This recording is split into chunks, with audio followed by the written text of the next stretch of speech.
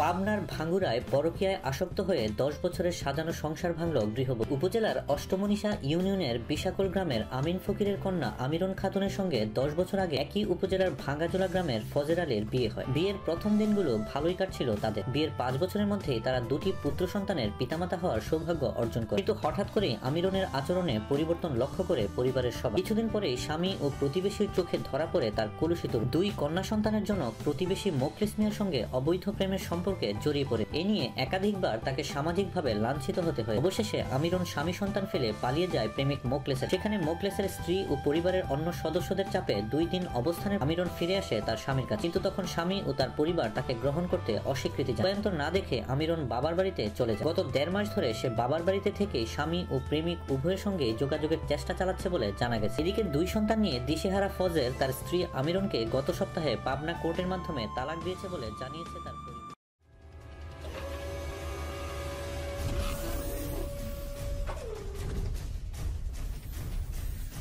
Thanks for watching video.